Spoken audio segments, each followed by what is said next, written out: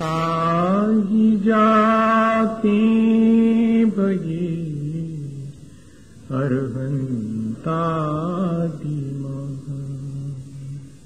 जो विद्यादि सागर सुधी,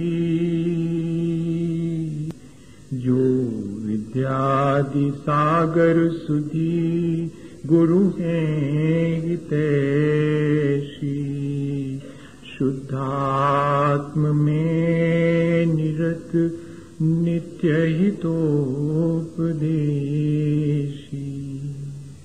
वे पाप ग्रीष्म ऋतु में जल हैं सयानी। पूजूं उन्हें सतत केवल ज्ञान पाने। पूजूं उन्हें सतत केवल ज्ञान पाने। बोले भगवान महावीर स्वामी की, आचार्य कुंद कुंद स्वामी की, आचार्य गुरुवर विद्यासागर मुनि महाराज की।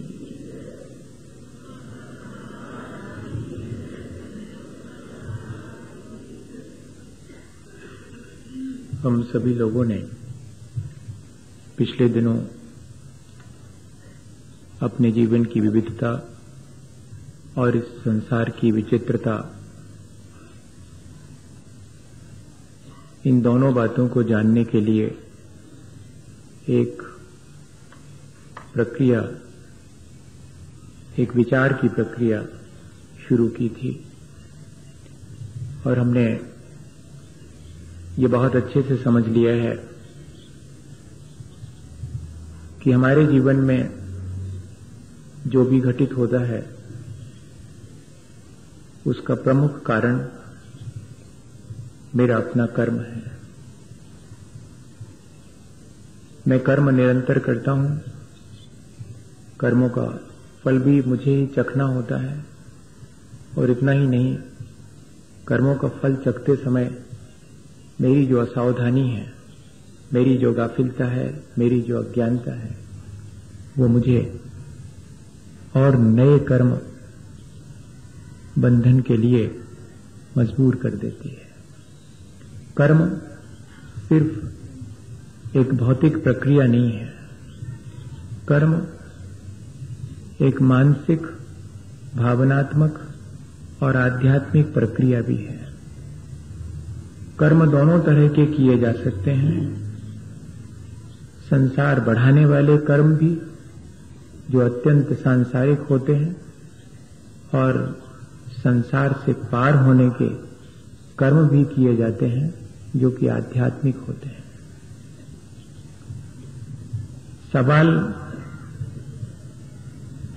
सवाल सिर्फ इस बात का है कि मुझे संसार बढ़ाने वाले कर्म चुनना है या कि संसार से पार होने के कर्म चुनना है। कोई भी संसार में शरीर धारण करने वाला ऐसा नहीं है जो कर्म न करे। कर्म सबको करना पड़ते हैं। वे कर्म सांसारिक हैं या कि आध्यात्मिक या कि पारमार्थिक हैं, ये हमारे ऊपर निर्भर करता है। तब फिर हम विचार करें कि हमें ऐसे कर्म करना है जिससे कि कर्मों का बोझ हल्का हो, कर्मों का भार हल्का हो। और ऐसे भी अगर अपने जीवन में हम अपनी अज्ञानता और असावधानी बच लेते हैं तो हम कर्मों को अपने सत्कर्मों के द्वारा परिमार्जित भी कर सकते हैं। ये जो आत्म संयम, जप, तप, दान, ये जो आध्यात्मिक है, वे हमारे सांसारिक कर्मों के दबाव को कम करते हैं, उसके भार से हमें मदद देते हैं। कौन व्यक्ति है जिससे कि अपनी असावधानी और अज्ञानतावश बुरा नहीं हो जाता? लेकिन चूक, क्या उसको संभालने का कोई उपाय नहीं है क्या? एक क्षण अगर हम चूक गए थे तो क्या हम अपने अगले क्षण अपने को संभाल नहीं सकते हैं? संभाल सकते हैं। और इतना ही नहीं, अपनी उस चूक का फल जो मिलने वाला है उसको भी हल्का कर सकते हैं।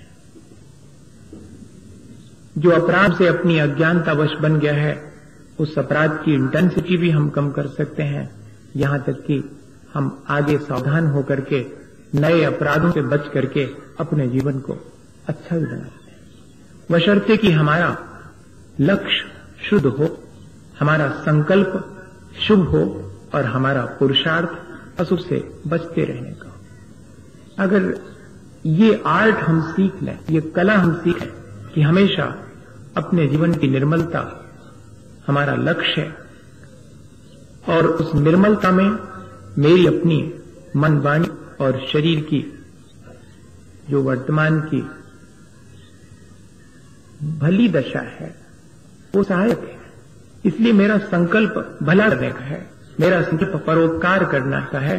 संसार के घात प्रतिघात से मैं अब अपने संसार को उलझ करके बढ़ाना नहीं चाहता, इसलिए मेरा संकल्प मैंने शुभ करने का लिया है ताकि मैं अपने उस शुद्ध रथ को प्राप्त कर सकूं। और अकेले सुख का संकल्प कर लेने से काम नहीं चलता, मैं पुरुषार्थ करूं कि अशुभ से बचता रहूं।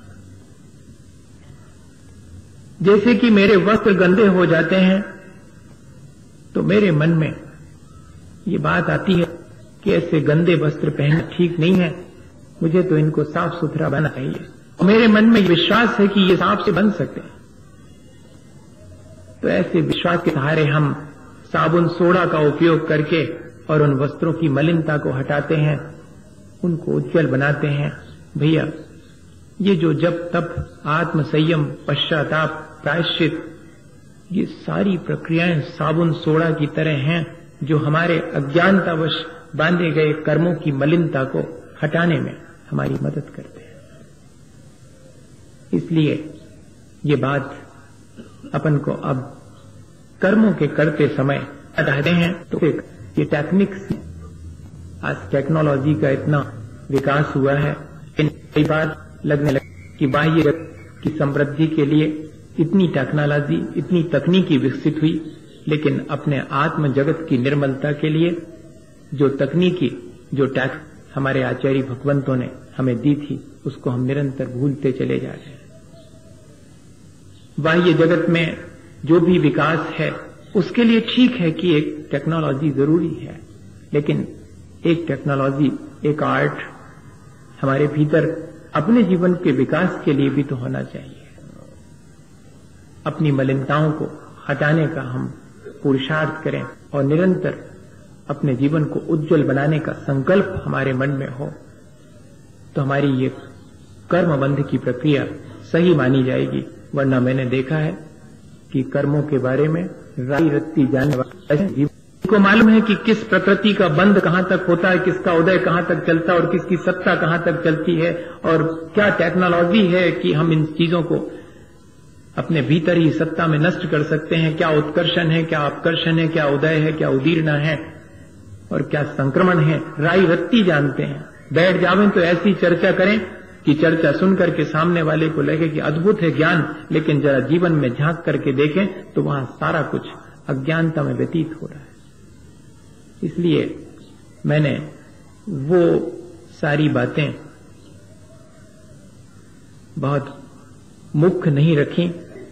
हमने तो सिर्फ कर्म सिद्धांत से यही सीखने की कोशिश करी है कि मेरी अपनी अज्ञानता में मेरे से जो कुछ भी बुरा हो गया है, अब मैं उसके लिए रोऊं तो रोने से कोई फायदा नहीं होने वाला। जब वो मुझे अपना फल देगा तब उसका फल पाने के लिए मैं बचने की कोशिश करूं कि मुझे फल ना पाना पड़े, या कि मैं हाय तो वह मचाऊं, दुखी हूं तो भी कोई फायदा नहीं होने वाला। मेरा फायदा तो इसमें है कि मेरी अज्ञानता से मैंने जो अपने भीतर खोटे कर्म संचित कर लिए हैं, हो सके तो कोई वर्तमान में ऐसा उद्यम करूं, ऐसा पुरुषार्थ करूं जिससे कि उन खोटे कर्मों का दबाव कम हो जावे और आगे के